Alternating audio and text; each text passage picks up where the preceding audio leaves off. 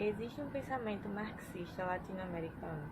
O título desse texto é uma brincadeira com José Carlos Mariátegui e Raimundo Faoro, que durante a trajetória intelectual eles se colocaram uma questão parecida, que era se existiria um pensamento hispano-americano e se existiria um pensamento político brasileiro. Foi através dessas questões que deu ênfase à tarefa de elaborar um pensamento latino-americano, que se era possível ou não. Como se pode pensar num pensamento latino-americano ou em algo que é atribuído a alguém se nem mesmo a existência desse alguém é certa? Então, era considerado algumas características comuns entre eles, que os países tinham proximidade da língua, uma certa tradição e religião.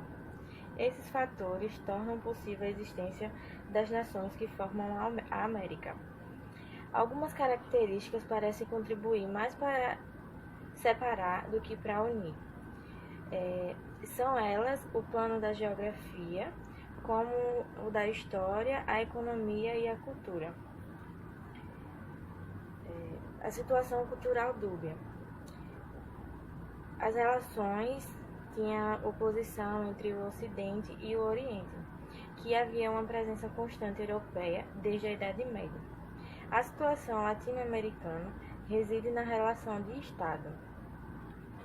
Estado-sociedade. Portanto, o Ocidente tem a sua forma política que reflete o social, com relações sociocêntricas. E no Oriente, o Estado corresponde a tudo. Na América Latina, não deriva nem do Oriente e nem do Ocidente por relações dúbias, que é uma relação que tem pouca firmeza e apresenta indecisão. Essa situação cultural foi considerada como classe média do mundo.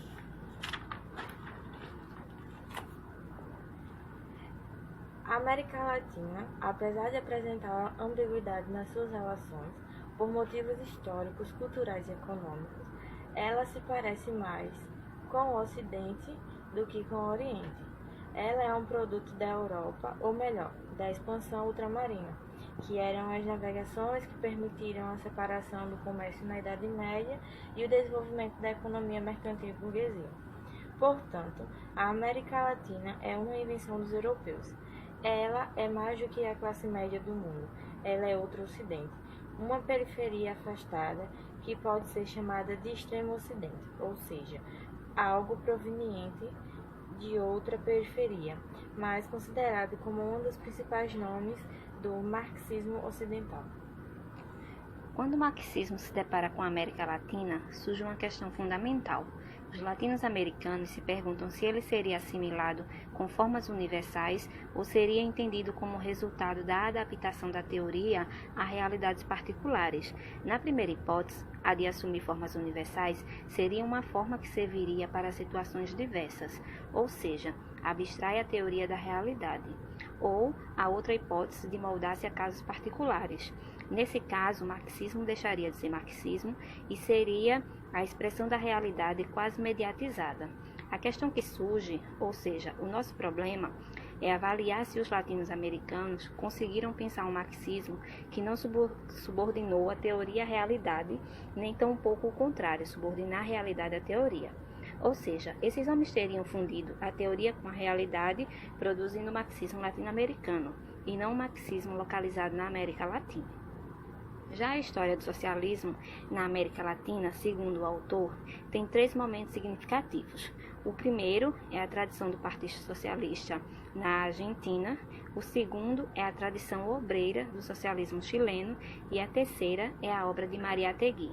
Os 2 primeiros momentos dizem respeito a movimentos de partidos políticos poderosos, experiências de esquerda de relativos sucessos na América Latina, onde podemos incluir o Partido dos Trabalhadores.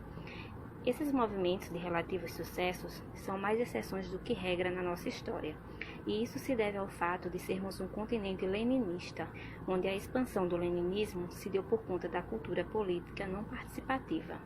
O autor afirma que um diálogo tenso marcou a América Latina nesse período, o diálogo entre socialistas e populistas, diálogo que é particularmente importante se considerarmos que, ao mesmo tempo que a história do socialismo é a história de uma derrota, mas também é uma história também de vitória, apesar de ser de outro ator político, o populismo. A CEPAL, Comissão Econômica para a América Latina, é também um peso especial no movimento geral de ideias e práticas que é o populismo. Sua importância decorre do fato de ter sistematizado concepções comuns com o populismo. Contribuição específica da CEPAL para os setores identificados com o populismo, a concepção de centro-periferia. É só a partir da crítica à CEPAL que se desenvolve uma tradição marxista na América Latina, próxima da preocupação de Mariátegui e Caio Prado. O objetivo do marxismo latino-americano é entender a especificidade do subcontinente e se identifica com a teoria da dependência. Seu surgimento não se deu de uma hora para outra, foi a partir da crítica de Marx à economia política e, além disso, a crítica do caráter ahistórico e associal da CEPAL. É importante frisar também que alguns pensadores defendiam o localismo, mas a dominância desse pensamento foi uma atitude cosmopolita.